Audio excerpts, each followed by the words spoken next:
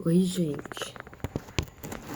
Se eu pudesse, eu viria aqui todos os dias para falar algo de Deus, porque todos os dias Deus me entrega algo para compartilhar.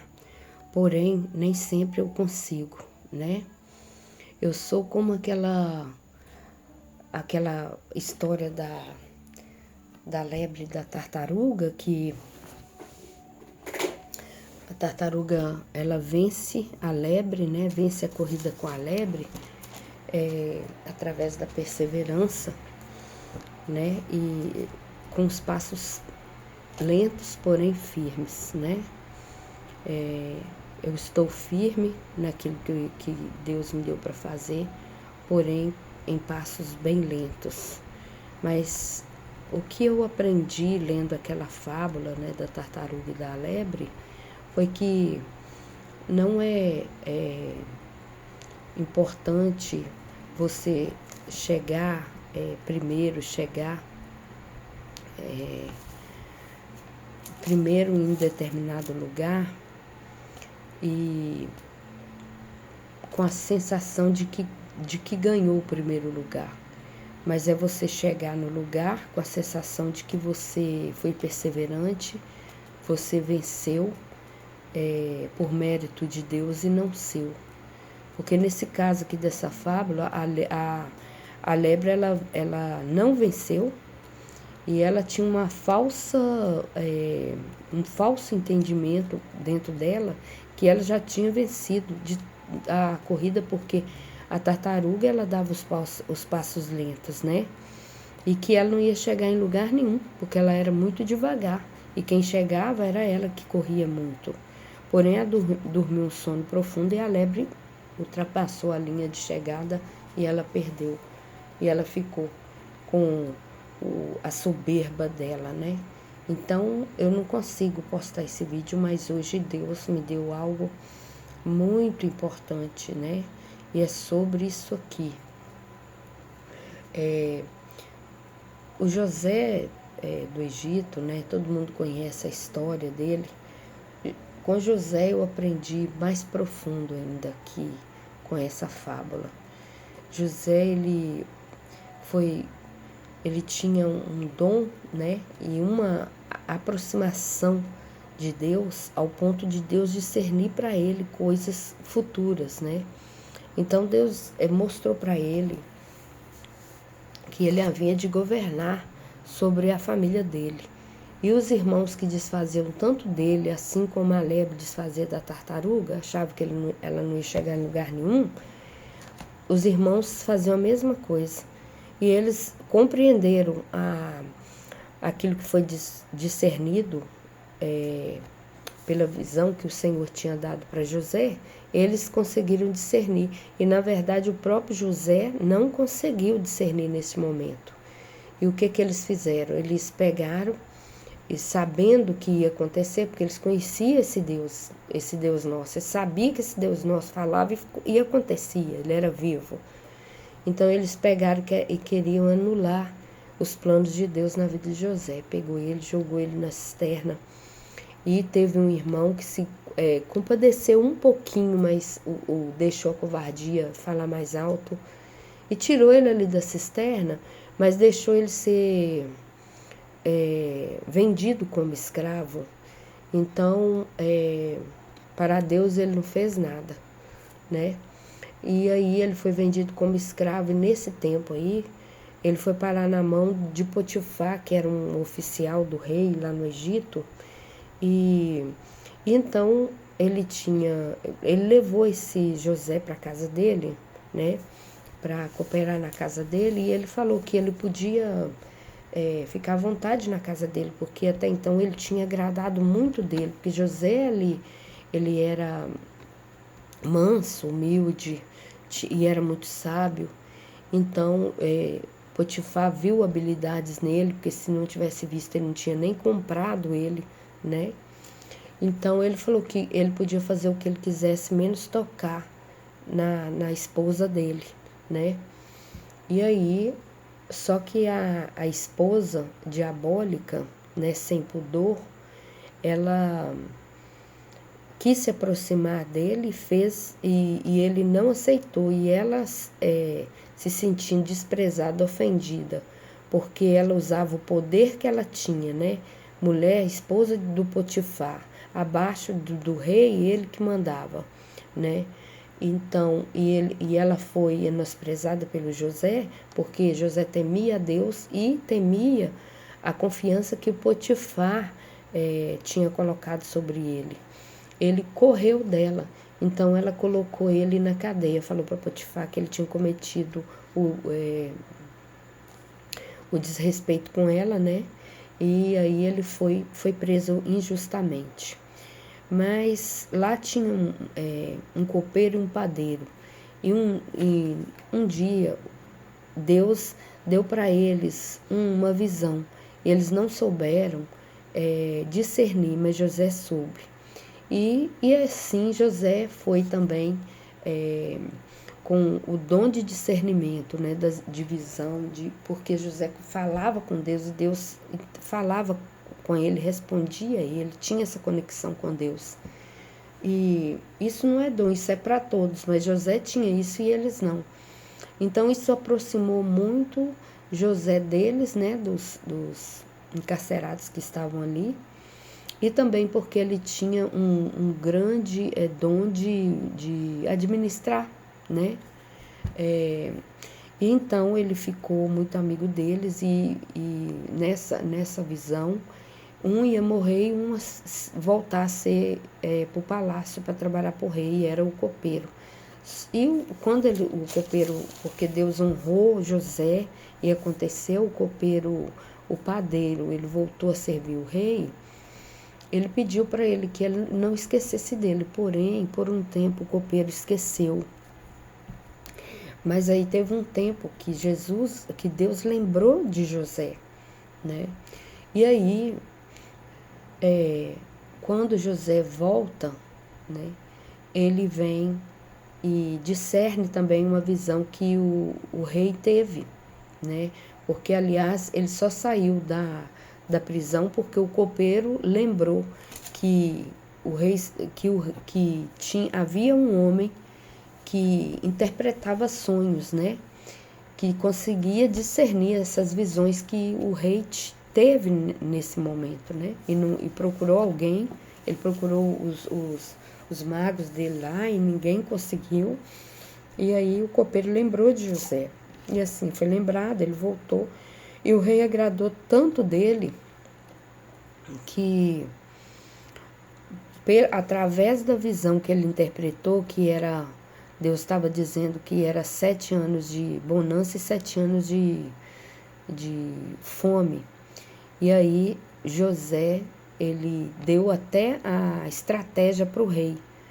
E sem vontade nenhuma que fosse ele o escolhido para trabalhar nesse projeto, o rei escolhe ele para trabalhar e deu liberdade para ele também, para ele dominar sobre o palácio, sobre o Egito, fazer o que ele quisesse. Porém, ele não poderia ter poder só na cadeira, ele queria continuar sendo rei. E assim José fez. E aí José foi comprando alimentos, né? E foi guardando, estocando. E chegou o tempo da vaca magra, né? Porque eram 7 vacas gordas e 7 vacas magras. Nos 7 anos de vacas magras, né? Da falta de alimento, ele tinha para vender para os povos vizinhos do Egito também vinham comprar. E quando o povo não tinha mais mantimento, o povo vendeu suas próprias terras, né? A Bíblia fala seus próprios campos, então enriqueceu mais ainda o Egito. Então José, ele governou com muita sabedoria, mas sabedoria que Deus deu, né? E quando todo o Egito e as cidades vizinhas vinham até ele para ter essa provisão, veio também a família, aqueles irmãos que jogaram ele na prisão, né, que tentaram calar os sonhos de José. E José reconheceu eles. E quando José teve com eles, a Bíblia fala que ele foi para um lugar, um quarto, e chorou tanto que o palácio todinho, até o rei, ouviu o choro dele. Então quando eu li, eu senti que José, ele perguntou, o grito da alma dele, a dor foi tão grande, o coração dele estava com tanta dor, que ele perguntou para Deus o porquê. Ele teve esse momento dos porquês. E foi neste momento que Deus explicou para ele que não era, que eles tinham tentado contra ele, mas que Deus tinha feito acontecer, virar esse plano diabólico que os irmãos tentaram contra a vida dele. Deus fez virar em bênção, porque ele tinha um povo que era o povo do Egito e a própria família dele para trazer em vida. E foi neste momento que eu compreendo que José não deixou o coração ser tomado pela maldade, pela vingança, pela disputa, né? E ele, a Bíblia fala que ele voltou e abraçou os irmãos, acolheu. E então, através do propósito da vida de José, ele conservou todo o Egito, a família dele, as cidades vizinhas em vida. Ninguém morreu de fome. E aqui fica uma reflexão para nós, né? O que seria desse povo se não fosse se não fosse a vida de José? Todo esse povo tinha morrido e hoje nós não teríamos descendentes deles, né? E cai uma reflexão aqui para a nossa vida, que quando nós estamos vendo alguém vindo lentamente, né, em conquista, né, de algo, muitas das vezes a gente acha alguém para jogar uma pedra no meio do caminho, para a gente escorregar, ou então para a gente voltar para trás, que a intenção do inimigo é essa, né? E contar um pouquinho da minha história para vocês. A vida inteira eu trabalhei em faxina, né? E eu nunca consegui um serviço assim, mais ou menos, sabe, bom, e nunca tive um salário, assim, de todo mês ter o salário, ao ponto de passar, assim, até falta de coisas de comer dentro de casa com meus filhos, porque eu sou mãe solo. E hoje já estão criados, mas assim, até hoje eu atravesso dificuldade, mas graças a Deus vencendo em Cristo. E então eu tentava estudar, eu tinha muito desejo de estudar, e eu tentei várias vezes o ensino médio, até que um dia eu consegui. Depois eu tentei faculdade, tive que trancar uma faculdade por causa de R$ 200, eu tive que trancar uma faculdade, não consegui fazer. E eu via, um dia eu consegui um curso técnico, fui fazer e não consegui emprego, e eu via todo mundo conseguindo, ganhando 3.500, 4.000, e eu nem o salário mínimo, nem de faxina eu mal conseguia. Então assim, eu sempre perseverando. Mas um dia Deus me deu condição de continuar e terminar uma faculdade. E foi aí que a chave virou. E nesse processo, na minha primeira experiência de trabalho, tinha que fazer um trabalho e usar a informática, claro, né? E como eu não tenho conhecimento, nessa altura eu não tinha praticamente nenhuma, né? Então eu pedi ajuda, um profissional da mesma área, mas que já tinha feito a corrida como a lebre, né? Já estava descansando. E aí ela virou para outra pessoa, né? E ela virou, e uma pessoa virou para ela e falou assim: tá te pedindo ajuda? Não ajuda, não. Então assim, aquilo dilacerou o meu coração. Eu fiquei muito magoada.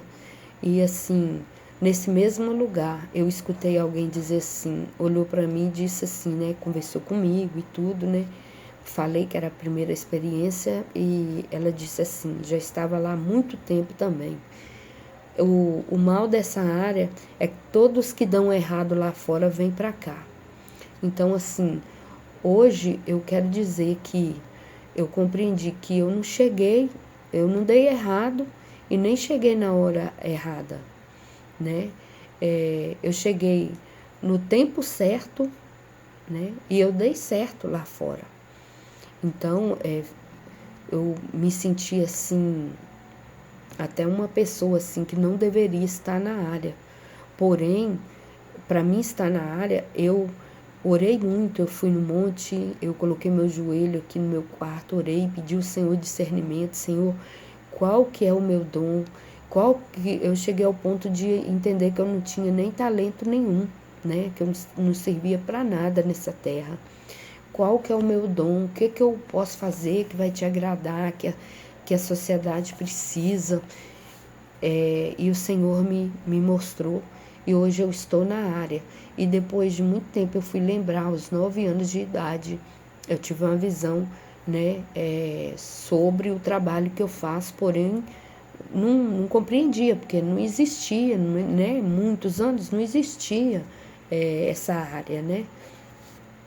Então, assim, hoje eu estou muito feliz, porque eu estou na área que eu queria estar, mas sabendo que eu não estou porque eu dei errado aqui fora e cheguei lá simplesmente para ganhar o meu dinheiro. Não, eu estou porque o Senhor tem um propósito comigo lá, nessa área, e eu estou porque eu estou cumprindo o propósito.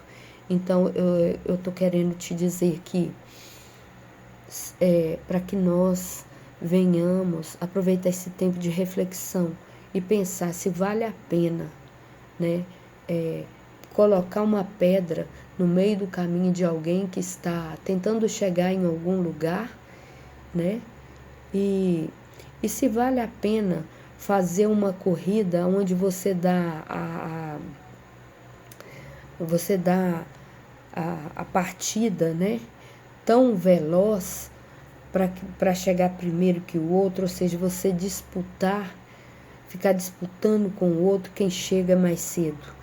Eu gostaria de ter chegado mais cedo, gostaria, mas não foi possível.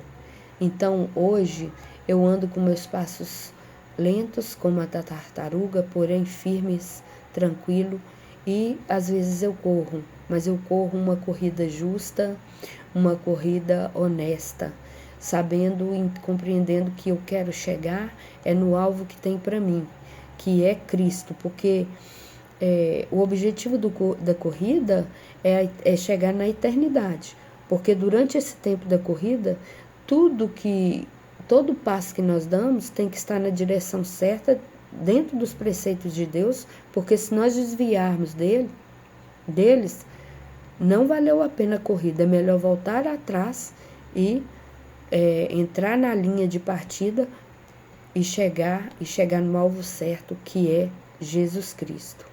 E que nós venhamos compreender que quando alguém estiver caminhando e achar que não tem mais caminho, não tem mais um caminho para ele andar, que chegou no fim da linha, que nós possamos ser uma ponte entre nós, entre essa pessoa e Deus, né? E abençoar essa pessoa para que essa pessoa chegue no lugar que Deus tem para ela, que é o propósito de abençoar pessoas. Porque Deus nos colocou aqui, não foi para nós alcançarmos lugares para alcançarmos objetivos somente para nós ficarmos ricos, conseguirmos viver melhor dessa terra, não. É para nós abençoarmos pessoas. Então, que venhamos pensar nisso, se vale a pena colocar pedra no caminho das pessoas e ficar ferindo as pessoas.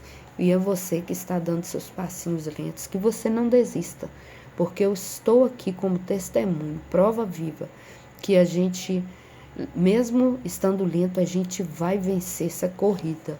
E que não é uma corrida de disputa, porque agora nós somos maduras, né? Nós queremos sobreviver, nós queremos chegar no lugar que Deus tem para nós. É tanto que o nosso espírito, no fundo da nossa alma, nós sentimos o tempo todo que nós estamos limitados, mas nós temos um lugar maior do que estamos ali, do lugar que nós estamos. Nós sentimos isso, e é isso que nos faz sentir fortalecidos e perseverantes, estar sempre lutando para chegar nesse lugar do propósito, que é o propósito de Deus. Que nós não precisamos desistir, porque Deus, ele fez o mundo, foi para todos, não foi só para um. e que nós venhamos ter ousadia para conquistarmos a terra que o Senhor prometeu para nós e para nossa casa, né? E é essa palavra que eu tenho para compartilhar, né? Que às vezes muitos falam que nós somos fruto das nossas escolhas. Mas uma pergunta eu faço, né, ao Espírito Santo: Senhor, quem gostaria de sofrer? Porque sofrer dói. Mas escolha é sofrimento, traz sofrimento. Sofrimento dói. Quem quer sentir dor, né? Então, assim,